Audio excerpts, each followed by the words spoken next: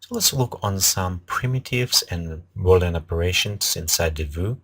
You notice right here, second icon group of the icons on our left bar represent the different type of the primitives inside the view.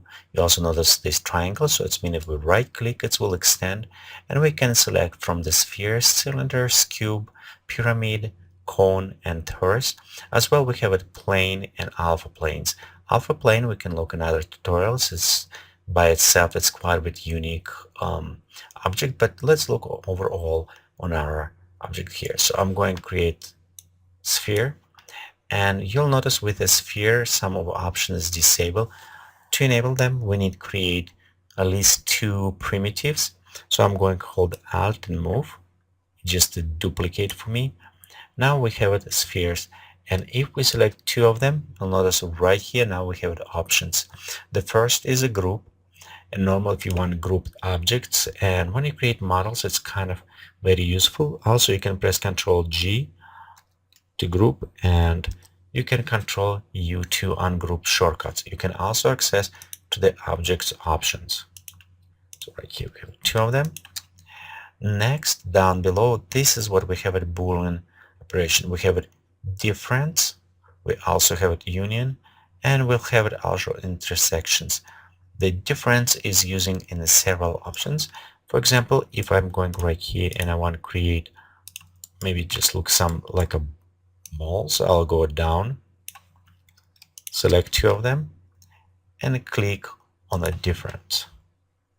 So you'll notice right here, if we go up and look down, we have our ball is created. Let's go ahead and render on the screen very fast so we can preview. Okay, so right here we have our ball created.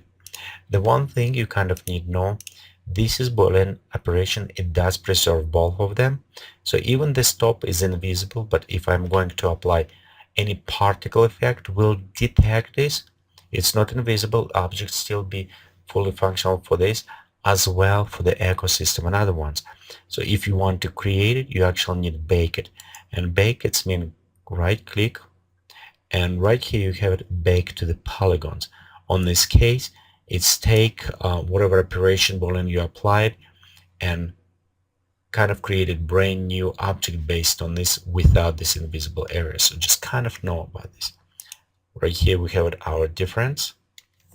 Same, I can press Ctrl U to ungroup, which is illuminated as our grouping or our effect of this union. Think about this.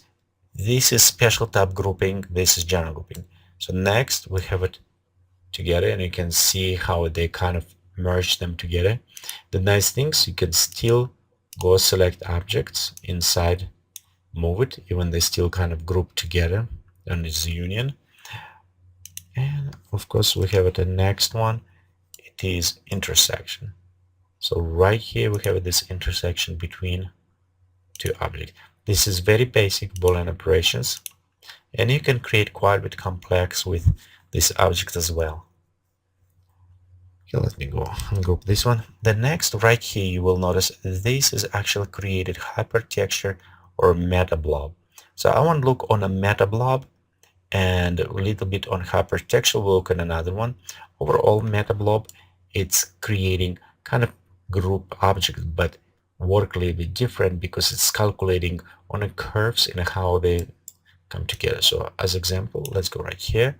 I'll create just Boolean, and notice before when we create union it was shape. Now it's recalculating always surface, so it's created this way. Nice things about meta blob as well, we can select individual objects and moving, and right here you can notice how it's also affecting our shape. So it's more complex union, which is also affect the shape and kind of tri-stitching. This is effect of the meta blob, very useful, and we use quite a bit when we start working with the shape of terrains. And adding special displacement will create the hypertexture for our meta blobs. But that one will look in a specific tutorial related to this.